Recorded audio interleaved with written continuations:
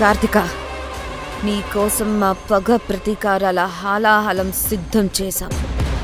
తామసి, ఈ కాలకోట సర్ప విషాన్ని మాలని చెప్పి కార్తీక శరీరంలోకి ఎక్కించాలి. తక్షక, అది నాకు వదిలిపెట్టావు. నాకో అనుమానం, మన కాలకోట విషం కార్తీక శరీరంలోకి వెళ్ళిన క్షణమే మృత్యుకుహారంలోకి వెళ్తుందేమో. అలా వెళ్లకుండా కంట్రోల్ చేసేది కార్తీక గాజు. తామసి అంటే మనం ఆవాహన చేసిన గాజు విషం మోతాదు మించకుండా కట్టడి చేస్తుంది, అంతేనా? అవును తామసి. ఈ మనుషుల భాషలో చెప్పాలంటే ఆ గాజు కార్తీకను కట్టడి చేసే కంట్రోల్ డివైస్. అంటే 24 గంటలు ఆ గాజు కార్తీక చేతికి ఉండాల్సిందేనా? కార్తీక విషకన్యగా మారే వరకు మంత్రించిన ఆ గాజు కార్తీక చేతికి ఖచ్చితంగా ఉండాలి. మనం విషం ఎక్కించగానే కార్తీకలో వెంటనే వచ్చే మార్పులేంటి తక్షక? ముందు శరీరంలో మార్పులు వస్తాయి. ఈ విషం నరంలోకి వెళ్లగానే ఒడ్డున పడ్డ చేపపిల్లలా వెలువెల్లాడి కొట్టుకుంటుంది. ఒంట్లో విషం రక్తంలో కలవగానే లాలాజలం విషపూరితమవుతుంది. అది మొదటి దశ. ఆ తర్వాత ఒక్క పంటిగాటుకు పళ్ళు పలహారాలు నల్లటి రంగులోకి మారిపోతాయి. అది రెండవ దశ.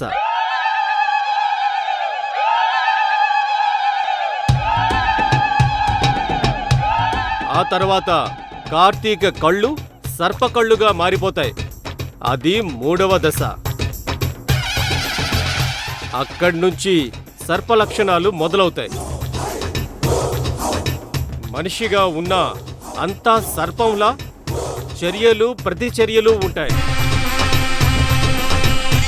తినే తిండి దగ్గర నుంచి అన్నీ మారిపోతాయి.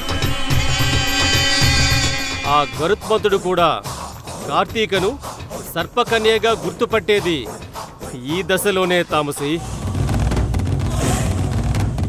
ఆ తర్వాత కార్తీక మన కంట్రోల్లోకి వస్తుంది. ఇదే నీ పగతీరే చివరి దశ. అంటే మనం ఏం చెప్పినా కార్తీక చేస్తుందా? నువ్వు ఎంత దూరంలో ఉన్నా కొండ మీద నుంచి దూకు కార్తీక అంటే దూకేస్తుంది. కత్తితో ఫలానా వ్యక్తిని పొడిచి చంపు అంటే చంపేస్తుంది. అంటే కార్తీక మన బానిస, మన చేతిలో వజ్రాయుధం. ఈ దశలోనే ఆ నాగమణిని తీసుకురమ్మని చెప్పి మన ప్లాన్ సక్సెస్ చేసుకోవాలి. సబ్బాష్ తక్షక, నీ యోచన అద్భుతం. ఆ రాణమ్మ ఇల్లు వల్లకట. తర్వాత తన కళ్ళెదుట కాలిపోయే బిడ్డల ఒక్కొక్క శవాన్ని చూసి శ్మశాన వైరాగ్యంతో రాణమ్మ గుండు పగిలి చావాలి.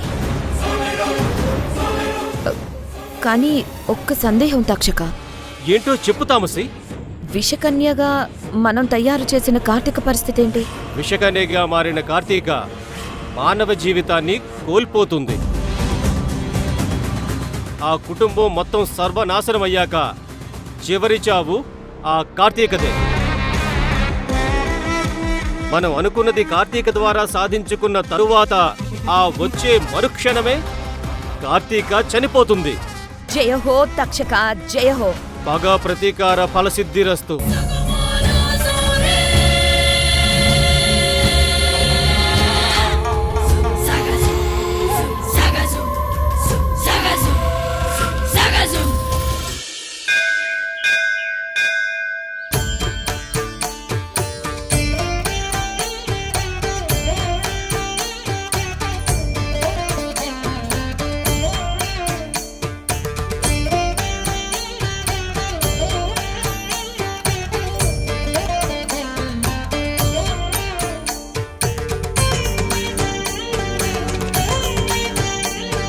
దేవుడా, ధర్మతేజ గారికి ప్రతిసారి గతం గుర్తుకొచ్చినట్టే వచ్చి మళ్ళీ పోతోంది.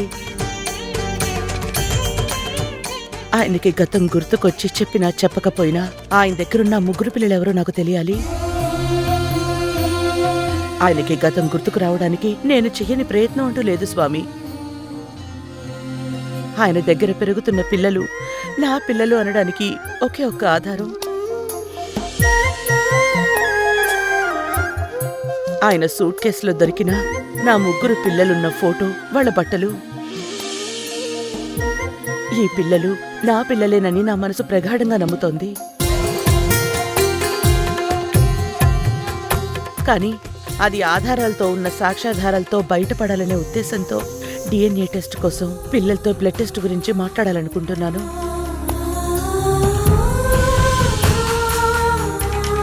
అందరి దగ్గర బ్లడ్ తీసుకుని దాన్ని DNA టెస్ట్కి పంపిస్తే ఈ ముగ్గురే నా పిల్లలు అని కన్ఫర్మ్ అయిపోతే ఆ సర్టిఫికేట్ ద్వారా నేను ధైర్యంగా చెప్పగలను,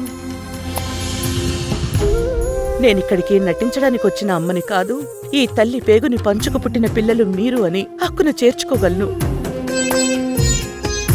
భగవంతుడా, నేను పిల్లలకి బ్లడ్ టెస్ట్ చేయించడానికి అడిగితే దానికి వాళ్ళు అంగీకరించేలా చెయ్యి తండ్రి.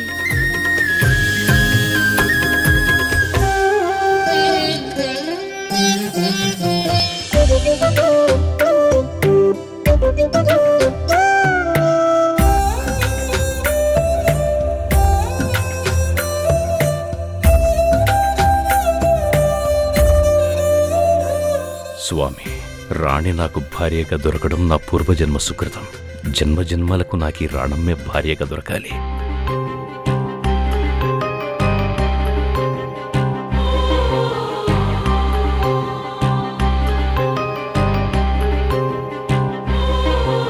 దేవుడా, అమ్మ బిడ్డను కనేటప్పుడు తన ప్రాణాన్ని దారపోసి బిడ్డకు జన్మనిస్తుందంటారు. కానీ మా అమ్మ నన్ను ఒక్కసారి కాదు 2 సార్లు జన్మనిచ్చింది. ఒకసారి నేను తన పేగు తెంచుకుని పుడితే, రెండోసారి నన్ను పాము కరిచినప్పుడు తన ప్రాణాన్ని అడ్డుపెట్టి నన్ను రక్షించింది. ఇలాంటి అమ్మ దొరకడం నాకు చాలా అదృష్టం స్వామి. గాడ్, నేనైతే ఎప్పుడూ ఆ రానమ్మను అమ్మగా పిలవలేదు, అంగీకరించలేదు. కానీ నా చెల్లెలు ప్రేమను పోగొట్టి నేను నటిస్తున్న నాటకానికి తెర తీయకుండా కంటిన్యూ అయ్యేలా నువ్వే చూడాలి. కళ్యాణ్తో నా పెళ్ళయ్యేలా చూడు స్వామి.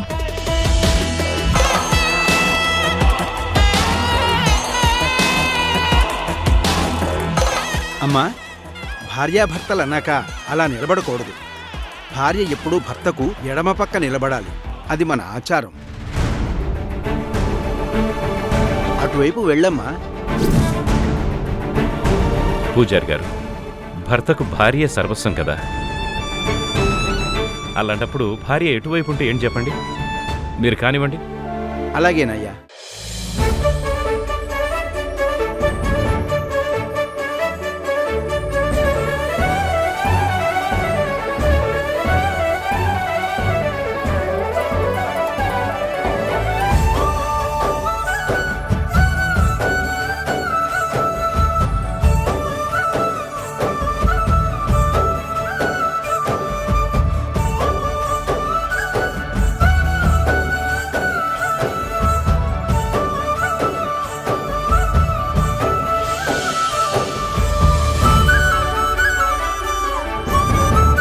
అవును రాణమ్మా, దేవుడికి అంతసేపు దండం పెట్టుకున్నావు. ఏమని కోరుకున్నావు? ఎవరి కోసం కోరుకున్నావు? ఎవరి కోసం చేస్తానండి? నా పిల్లల కోసం ప్రార్థించాను.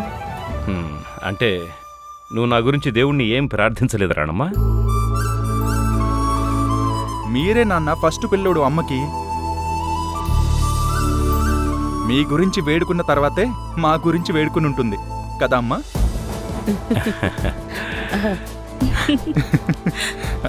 అదంతా ఓకే, కానీ మీరెందుకు నవ్వుకుంటున్నారు? అంటే మీరు అమ్మ మీద చిన్న పిల్లోళ్ళ మారం చేస్తుంటే చూసి నవ్వుతున్నాం. అవును, నేను మీ అమ్మకు చిన్నపిల్లాన్ని కదా రాణమ్మా? ఈ శుభ సందర్భంలో కావేరి కూడా ఉండుంటే బాగుండేది. తనకి ఎగ్జామ్ ఉందని కాలేజ్కి వెళ్ళింది కదమ్మా. అవును, ఎగ్జామ్ చాలా ఇంపార్టెంట్ కదా రాణమ్మా? అమ్మా, ఏదో విషయం చెప్తానన్నావు. అదే చెప్పబోతున్నాను కృష్ణ. అదే కృష్ణ, నాకు తెలిసిన బ్లడ్ డొనేషన్ వాళ్ళు మన ఇంటి పక్కన ఒక క్యాంప్ ఏర్పాటు చేస్తున్నారు.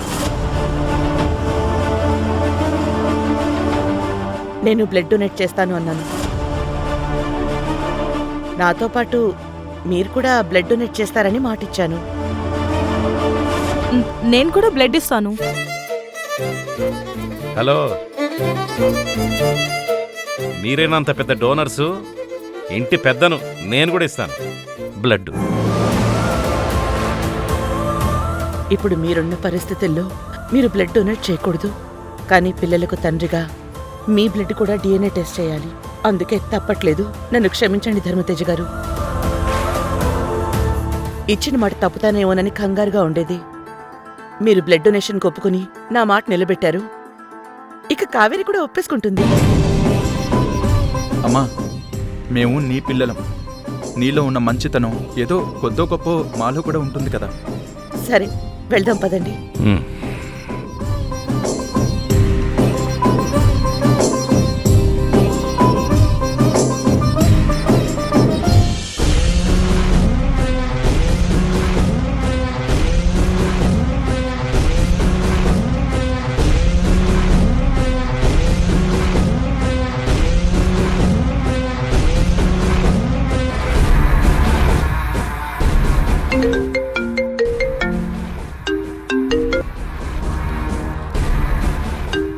అమ్మా, ఒక నిమిషం.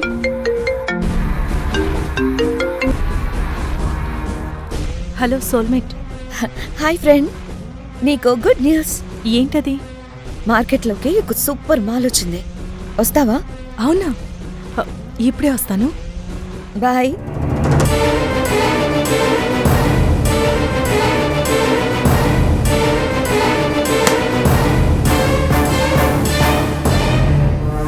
అమ్మా, నాకు ఒక అర్జెంట్ కాల్ వచ్చింది. ఫ్రెండ్ని కలిసి వస్తాను. సరే, జాగ్రత్తగా వెళ్ళరామ్మా. మనం వెళ్దాం పదండి.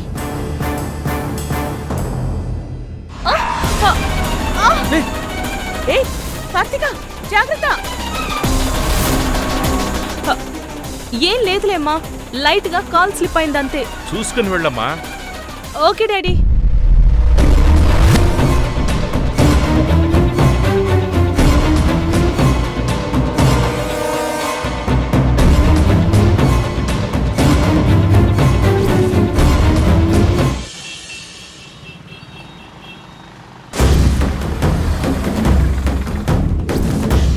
తామసి, ఇంజెక్షన్స్ చాలా జాగ్రత్తగా ఇవ్వాలి. ఒక్కసారి విషం వికటించి గుండెను తాకితే క్షణాల్లో చచ్చిపోతారు. గుర్తుపెట్టుకో. అలాగే తక్షక.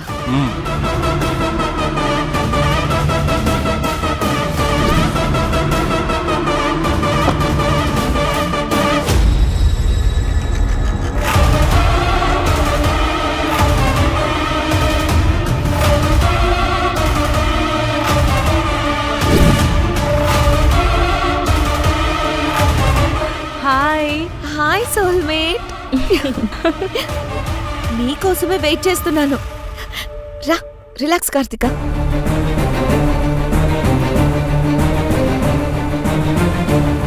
ఏంటి నువ్వెంతో హ్యాపీగా ఉన్నట్టున్నావు?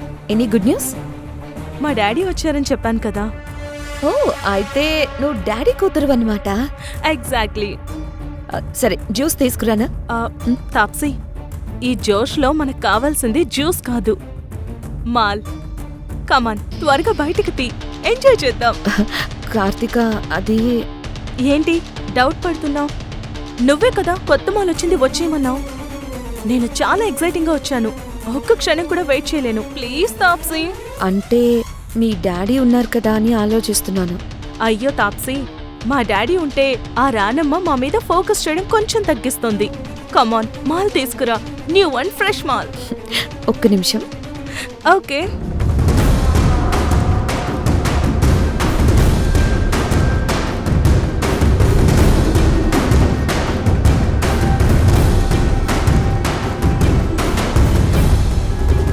ఇదే ఆ మాల్, నేను ఆల్రెడీ తీసుకున్నాను.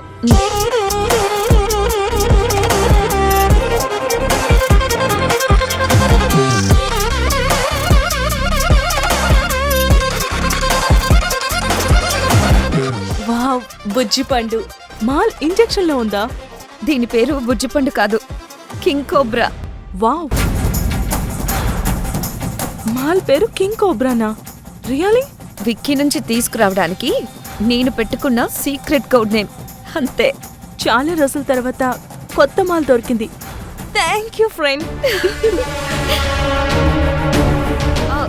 ఏ 1 మినిట్, నేను చేస్తాను. Thank you dear. కమాన్.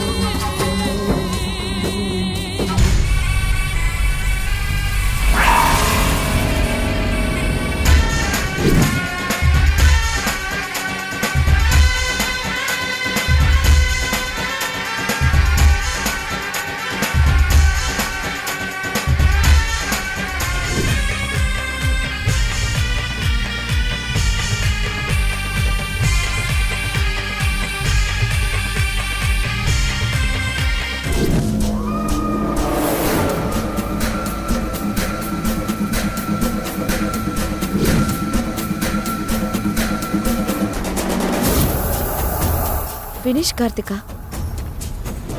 ఎలా ఉంది?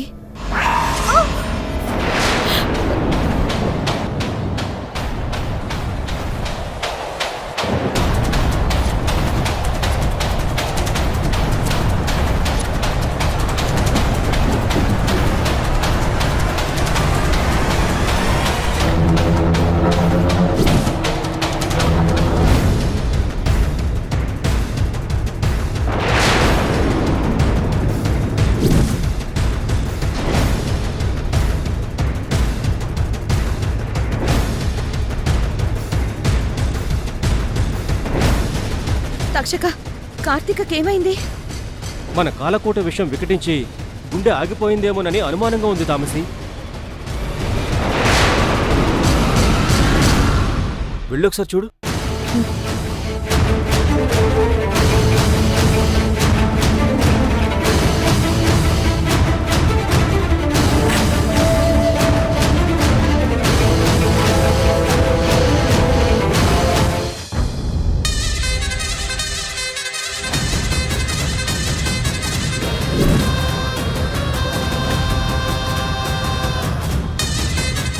బ్రతికే ఉంది తక్షక. విషయం యొక్క ఇన్స్టెంట్ రియాక్షన్ వల్ల తను స్పృహ కోల్పోయింది. తను మాల్ అడిక్ట్ అవడం వల్ల మన కాలకుట విషయాన్ని తట్టుకొని బ్రతికింది. ఇంకొకరైతే విష ప్రభావంతో చచ్చేవాళ్ళు తామసి.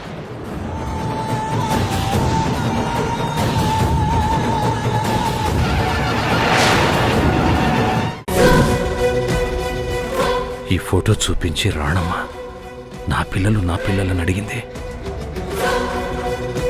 ఆ పిల్లల్ని నేను నదిలో కాపాడి ఒడ్డుకు తీసుకొచ్చాను. ఈ విషయం రాణమ్మకి చెప్పాలి. హలో, నాకు పిల్లల గురించి గుర్తొచ్చింది రాణమ్మ. నేను ఫోటో చూపించి అడిగినా ఆ పిల్లల గురించేనా మీరు మాట్లాడేది? అవును రాణమ్మ, ఆ పిల్లల గురించే నాకు గుర్తుకొచ్చింది.